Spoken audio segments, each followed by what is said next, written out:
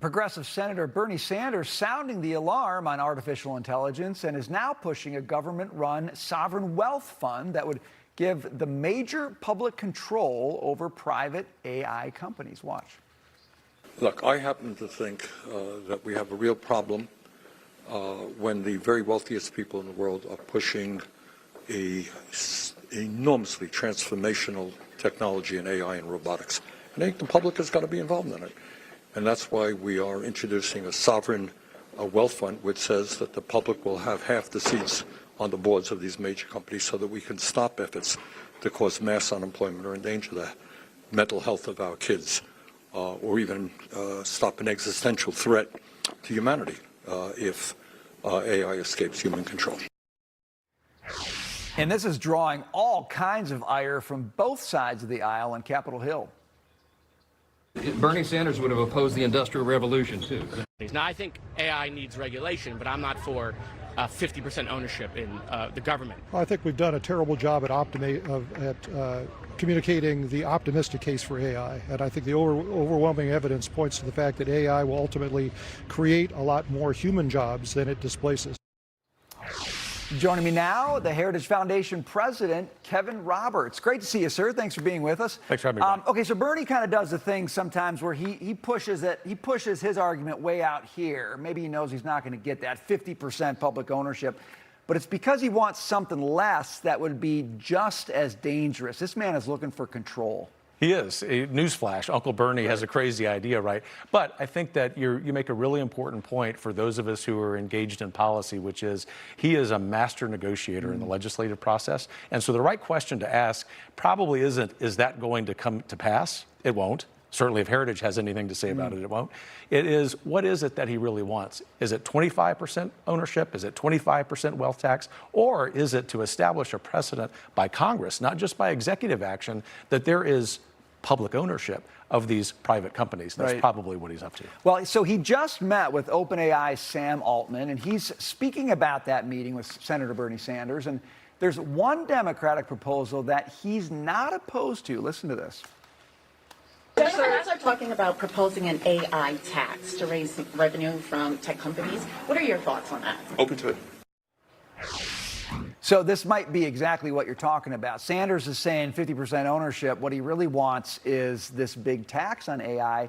That's Sam Altman. Like, he's right at the center of this thing, and he's saying, go ahead, tax me. Yeah, and so I will say this, too. Here's a great example of don't listen to Bernie Sanders and don't listen to Sam Altman. It's bad policy. Why do I say that?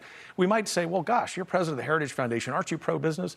We're pro-common good and pro-business that actually is for the American people. We need to be sure that Sam Altman isn't trying to do some negotiating that benefits his business at the expense of the American people. What do I mean by that, Brian? It's really important for us at Heritage in this new, very exciting chapter of AI that we strike the balance between what AI offers, all of the potential job benefits and efficiency, against the other thing that AI offers, which is actually undermining what it means to be a human person. Sam Altman is someone who sometimes flirts with this notion of transhumanism. Very impressive guy. I don't mean this personally at all, but the point in public policy, and I think where conservatives in Congress will land, certainly where Heritage is let's strike that balance. Maybe we need to acknowledge that Sam Altman is willing to negotiate with Bernie Sanders and offer some better public policy than he himself would suggest. People do get a little nervous. There's a lot people they do get a little nervous about data centers. They get a little nervous about the addiction issue. We've seen this with social media, what it does to us as people.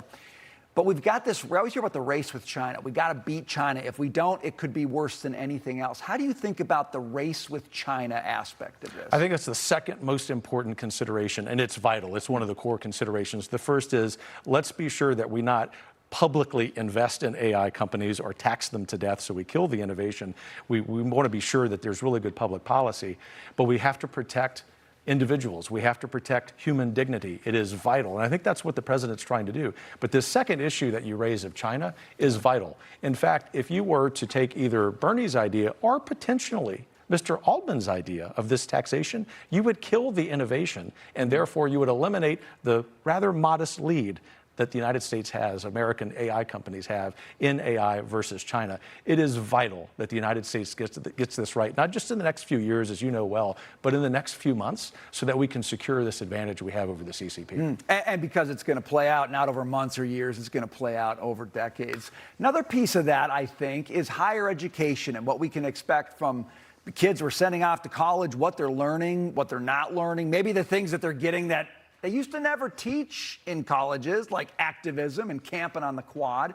I've got some kids getting ready to go to college, okay? And one of the things that strikes me is it doesn't even feel like, well, you got to sort out the good colleges from the bad colleges. It feels like there's something going on at almost all colleges, no matter where you send your kid, that's problematic. How do you read that? You know, I'll answer that as a public policy leader, but like you, I first look at it as a dad, and also someone like you who's old higher ed administrator. I ran a small college in Wyoming, started a K-12 school, and I can't emphasize enough that whatever your family's particular flavor of college, favorite flavor of college is, public, private, particular college of faith, that because the federal government has had such influence over the funding and business model of colleges, you know this at the level of expertise, that you really have to dig into that. What does that mean? It isn't just that it's more expensive than it should be because of the artificial factors that government has introduced.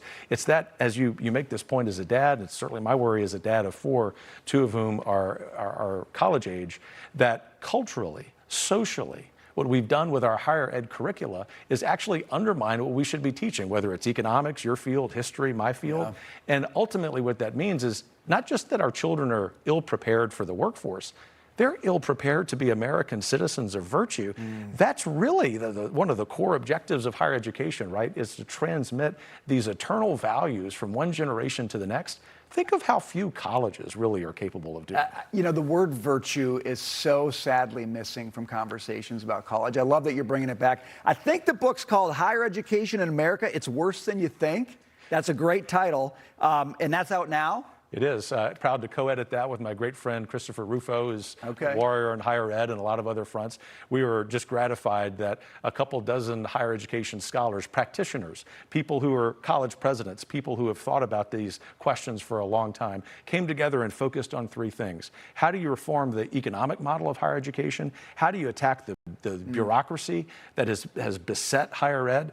About 3/4 of every dollar we spend in higher education is on something having to do with something other than instruction. Right. And then the third is ideological, which is what I've been battling as the president of Heritage. The good news, though, Brian, is we conclude the book with a series of chapters that focus on the reforms and also a cautious optimism because of some great policy introductions. Love that. You got to find something to hang your hat on that. Kevin Roberts, great stuff. Thanks for. And by the way, one of my former students is a contributor to this book, which I think is just so cool. Passing it on to the next generation. You keep great company. Thank you. All right. Thanks, man. Good to see you.